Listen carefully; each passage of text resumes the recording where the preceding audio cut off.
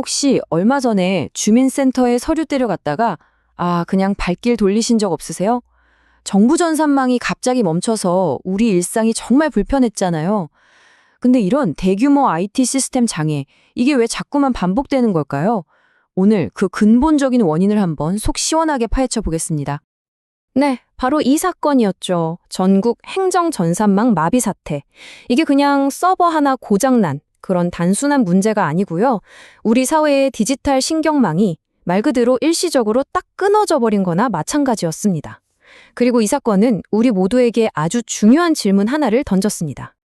맞아요. 이게 처음이 아니라는 게 사실 더 큰 문제죠. 이게 그냥 일시적인 기순결함일까요?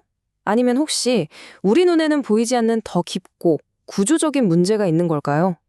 자, 지금부터 그 구조 속으로 한번 들어가 보시죠. 전문가들은 한 목소리로 말합니다. 이 모든 문제의 시작점은 바로 가격에 있다고요. 좀 더 정확히 말하면 국가의 아주 중요한 IT 시스템을 만들 회사를 고르는 방식, 그러니까 이 입찰 시스템 자체에 근본적인 결함이 있다는 겁니다. 핵심은 바로 이거예요. 현재 시스템이 사실상 가장 낮은 가격, 그러니까 제일 싸게 하겠다고 써낸 업체가 사업을 가져가는 구조라는 거죠. 한번 상상해 보세요.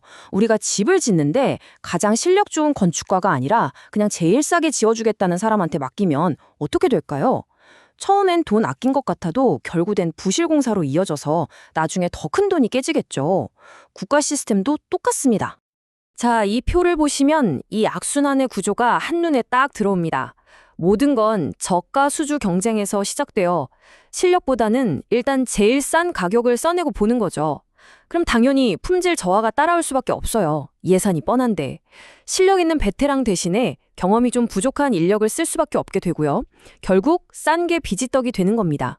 근데 최악인 뭐냐면 시스템을 만든 곳이랑 운영하는 곳이 다르니까 문제가 뻥 터졌을 때 서로 네 탓이다 하면서 아무도 책임지지 않는 이런 책임 분산 상황까지 간다는 거예요. 이런 문제들이 계속 쌓이고 쌓여서 기술 부채라는 걸 만들어냅니다.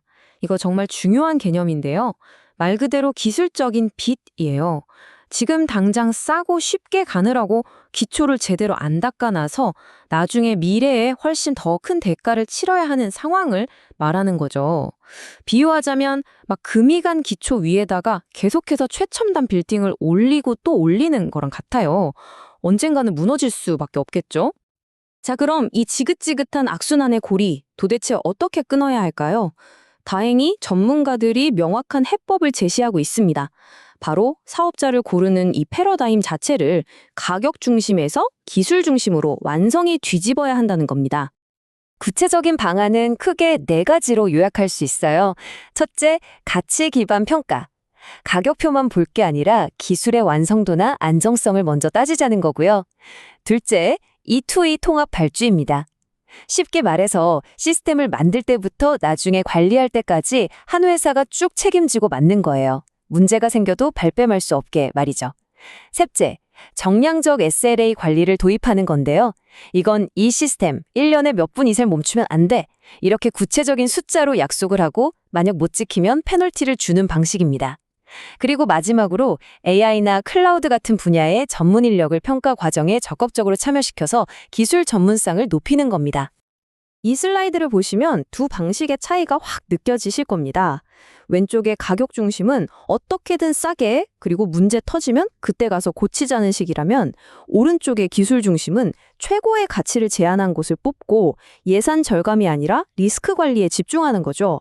한마디로 사고 터진 뒤에 수습하는 게 아니라 애초에 사고가 나지 않도록 예방하는 방식으로 체질을 바꾸는 겁니다. 자, 그런데 말이죠.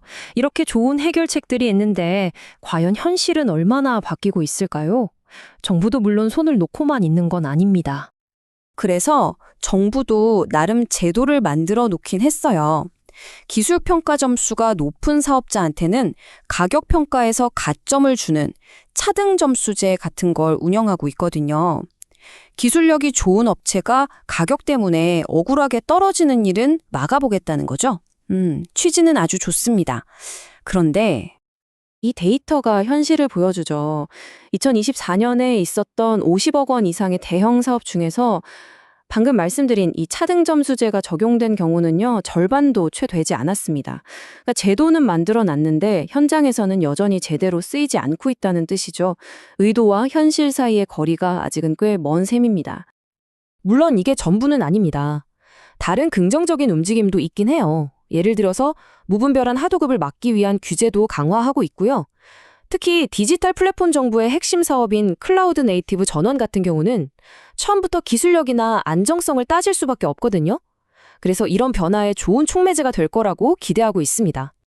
결국 이 모든 논의는요, 우리가 앞으로 어떤 디지털 국가를 만들고 싶은가, 바로 이 질문으로 돌아오게 됩니다. 계속해서 기술 부채만 쌓아가는 이런 불안한 시스템 위에 우리의 미래를 건설할 수는 없겠죠. 결국 전문가들의 의견은 이 한 문장으로 모아집니다. 지금처럼 땜질식으로 처방하는 걸 멈추고 처음부터 기술력을 제대로 평가하는 방식으로 바꾸는 것. 이것이야말로 만성적인 기술 부채를 해결하고 안정적인 디지털 정부를 만들기 위한 가장 시급한 과제라는 거죠. 이제 선택은 우리에게 달렸습니다. 당장 눈앞의 비용을 좀 아끼자고 가장 싼 값에 우리의 미래를 맡길 것인가? 아니면 좀 더 안정적이고 믿을 수 있는 미래를 위해서 올바른 값을 기꺼이 치를 것인가? 이 질문에 대한 우리의 대답이 바로 앞으로 우리가 경험하게 될 디지털 정부의 모습을 결정하게 될 겁니다.